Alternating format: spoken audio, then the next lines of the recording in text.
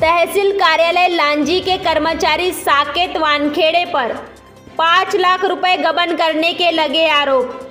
Lanji police ने किया मामला कायम। तहसील कार्यालय में कार्यरत एक कर्मचारी द्वारा एसडीएम रविंद्र परमार द्वारा दी गई जानकारी के अनुसार लगभग 5 लाख रुपए के गबन का मामला सामने आया है। देर रात तक इस मामले में एफआईआर दर्ज कर ली गई है।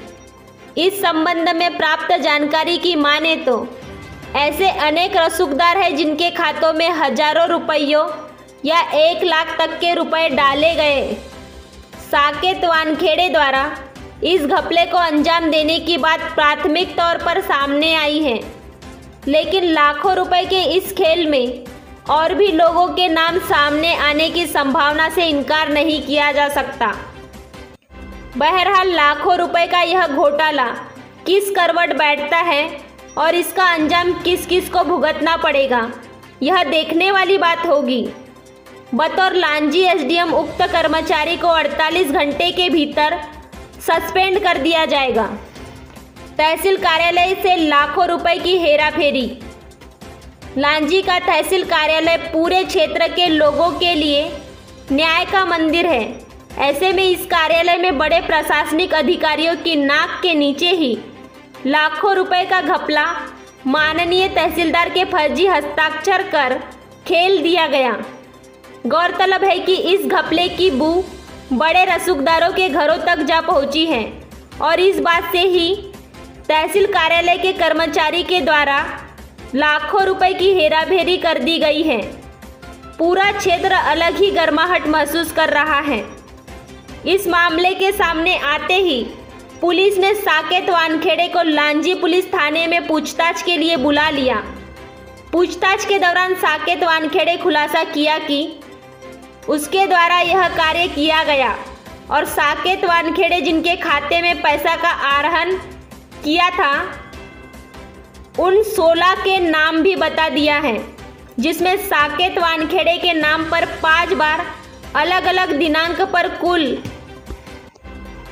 1,29,990 रुपये, प्रवीण वहाने के नाम पर 3 बार अलग अलग दिनांक पर कुल 63,500 रुपये, रविंद्र पसीने के नाम पर 52,400 रुपये, ब्रजेश सिंह चौहान के नाम पर 26,560 रुपये, राजीव खान 19,500 रुपये, रमेश मेश्राम 17,000 रुपये, रितेश पसीने 15,000 रुपये, राजा स्वामी 26,500, रजत पसीने 40,000, गौरव भालाधरे 12,000, कपिल आसटकर 25,630, देवेंद्र पाचे 28,785, आकाश सिल्हारे 27,300, सुशील सोनवाने 21,225, दिनेश भंडारकर 27,365 और विशाल तिड़के के नाम पर 47,040 रुपये का गबन सामने आया है, जो कि कुल 5,79,795 रुपये है। साकेत वानखेड़े सहायक ग्रेड 3 नायब नजीर तहसील कार्यालय लांजी द्वारा छल कपट करके आहरण किया संबंधित दस्तावेजों को गायब कर एवं कूट रचित दस्तावेज तैयार कर सूची में अंकित व्यक्तियों द्वारा मिलकर कूट रचित दस्तावेजों से शासकीय राशि गबन करने के कारण भारतीय दंड संहिता के तहत अपराध क्रमांक 348/2021 धारा 409, 420, 467, 468, 471, 120B भादवी के तहत मामला दर्ज कर जांच में लिया गया। 5 लाख और 48 घंटे में सस्पेंड।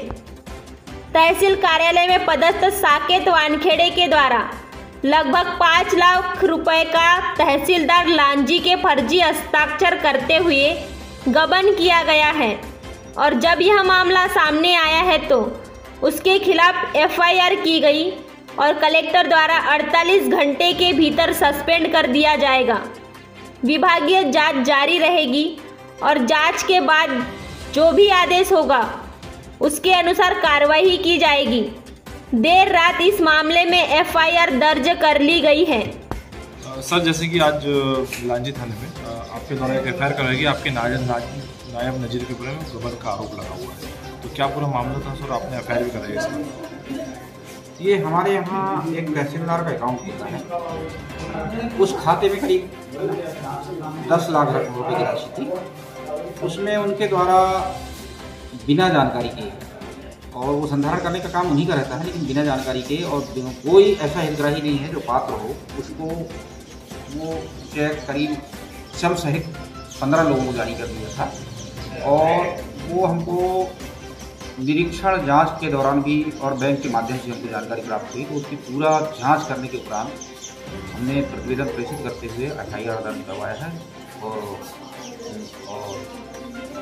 कैसे करता था सर ये? मतलब एक लगभग 1 साल से चलते आ रहा था, बात प्राप्त हुई थी, तो किस टाइप से काम करता था ये? करीब पिछले 8वें महीने से एक आदमी को चेक जारी किया था और उसमें किसी प्रकार की वो कोई हितग्राही नहीं था। और जो फर्स्ट बार जो चेक पकड़ में आया उसका, वो चेक कटिंग के कारण हमारे पास सिग्नेचर के लिए आया था। उसी समय हमको संदेह हो गया कि हमारी हस्ताक्षर नहीं है और उसकी पूरी दस्तावेजों की जांच की गई, तो पता चला और बैंक से डिटेल मंगाया गया।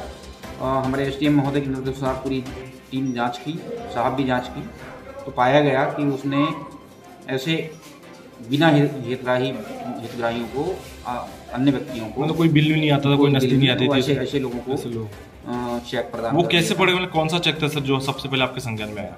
वो उन्हीं के बताया जाता है कि उन्हीं के यहाँ वो रहता है, किराएदार था, उसको वो चेक जारी कर दिया था, अमित आसट कर दिया। कितना चेक जारी किया था सर?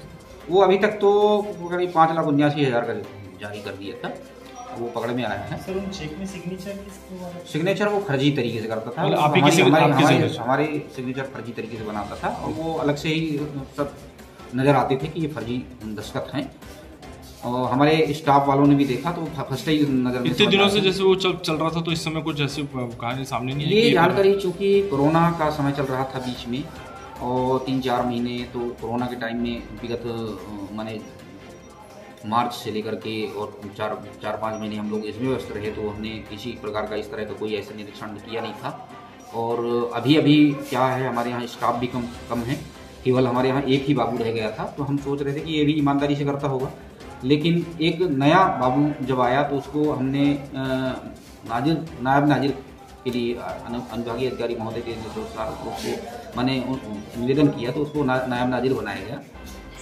तहसील के जो नायब नाजिर थे, एक तहसील में गबन का मामला सामने आया, लाखों रुपए का गबन हुआ है, यहाँ फायर भी हुई, क्या पूरा मामला है सर? क्या आगे की कार्रवाई होगी? कल दिनांक 20 सितंबर को तहसील कार्यालय लांजी से तहसीलदार श्री आर कुमार को द्वारा एक लिखित आवेदन दिया गया है, जिसमें उन्होंने स्पष्ट किया है कि तहसील कार्यालय लांजी में नायब नाजिर के पद पर पदस्थ साकेत वानखेड़े के द्वारा, जिसके पोजीशन में तहसील कार्यालय की चेकबुक होती थी और अन्य भुगतान संबंधी दस्तावेजों का संधारण जिसके द्वारा किया जाता था, उसके द्वारा करीब 16 लोगों के नाम से जो है चेक जारी किए गए और उस पर तहसीलदार के फर्जी हस्ताक्षर करके जो है उसका भुगतान भी प्राप्त किया गया है।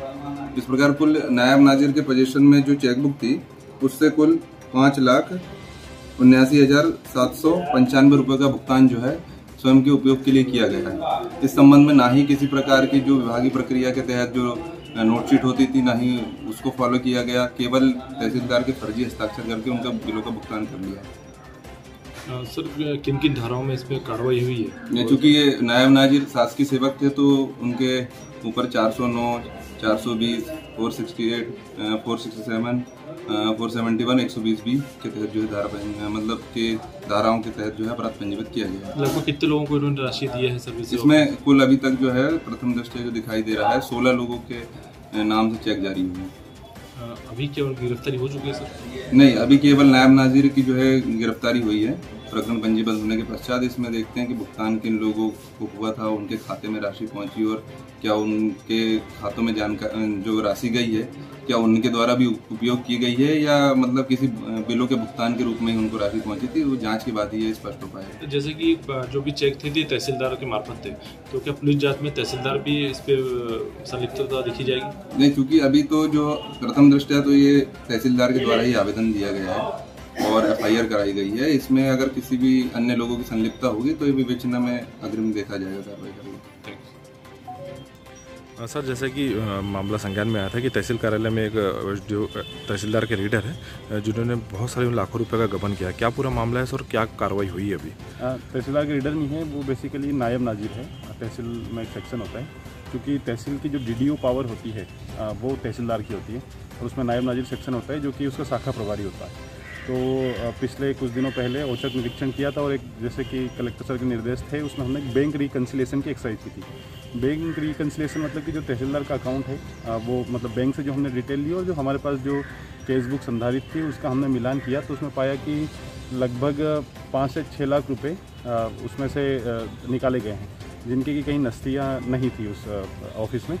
जब उसमें फिर साकेत वानखेड़े जो कि नायब नाजिर से उनसे पूछताछ की गई, तो उसमें फिर जब हमने बैंक से भी डिटेल निकलवाई तो समझ में आया कि लगभग 5,80,000 रुपये चेक के माध्यम से उन्होंने पेमेंट किया है। 3 ही लोगों को पेमेंट किया है जिसकी कि नस्तियाँ वहाँ पर नहीं थी। फिर फर्दर जब हमने बैंक से चेक निकलवाए तो उसमें फिर पता लगा है कि जो सिग्नेचर थे वो तहसीलदार के नहीं थे, जो सिग्नेचर थे फोर्ज किए हुए थे। फिर उस संबंध में हमने 420 में FIR करवाई है और अभी आगे और भी विभागीय कार्रवाई भी जारी है। सर, जैसे देखिए मतलब तहसीलदार साहब जैसे 1 साल से ये प्रकरण चल रहा था, तो क्या तहसीलदार भी इसमें मतलब उनकी भी प्राथमिकता शामिल होती है? अभी तहसीलदार की कोई संलिप्तता नहीं, क्योंकि तहसीलदार के संज्ञान में नहीं है ये। प्रथम दृष्टया जो अभी प्रतीत होता है, क्योंकि जो चेकबुक थी उसमें से फर्जी साइन करके निकाला गया, कभी नोटशीट तहसीलदार के समक्ष प्रस्तुत नहीं की गई है। तहसीलदार जैसी मेरी पूछताछ हुई है वो अनभिज्ञ हैं इस मामले में, तो अभी उनकी संलिप्तता नहीं होती, जबकि नायब नाजिर द्वारा उनके सिग्नेचर से निकाल लिया है पैसा, जो तहसीलदार के सिग्नेचर करके। तहसीलदार इस मामले में अवेयर ही नहीं थे। उन्होंने इसके पहले भी 2-3 बार निरीक्षण किया था शाखा का और उसको नोटिस भी दिया था कि आप केस बुक क्यों नहीं मेंटेन कर रहे हैं, लेकिन ये जो जानकारी थी ये भी निकल के सामने है। तो प्राथमिकता से अपन लापरवाही मानेंगे इसमें विभागीय? इसमें विभागीय लापरवाही तहसीलदार द्वारा निरीक्षण किया गया था उसके पहले भी, चूँकि वो जो शाखा प्रभारी था वो पहले भी उनको कई बार नोटिस दिया गया था, तो विभागीय जो शाखा प्रभारी की लापरवाही थी, लेकिन इतना बड़ा उन्होंने गबन कर दिया वो इस बात का अंदाजा तहसीलदार को शायद नहीं हुआ। तो जैसे कि ऑडिट भी होते हैं खातों के, तो क्या बहुत दिनों से ऑडिट नहीं हुआ? ऑडिट नहीं हुए काफ़ी दिनों से, उसके कारण भी शायद ये थोड़ा लेट पकड़ में आया है मामला। अगर रेगुलर ऑडिट होता है तो उसमें उसमें भी बैंक डिटेल देखी जाती हैं सारी, लेकिन अब चूँकि पकड़ में आ गया है और आगे से तहसीलदार को भी उसमें निर्देशित किया गया है, और आगे भी कलेक्टर महोदय को भी इस संबंध में हमने अवगत कराया है। तो जैसे कि थाने में तो FIR हो गई है, अब विभाग की तरफ से तो वो अब चूँकि इनको जेल हो गई तो वो सस्पेंड हो ही गए हैं और विभागीय कार्रवाई होगी। विभागीय जांच के बाद अगर दोष प्रूव हो जाता है तो बर्खास्त की कार्रवाई की जाएगी।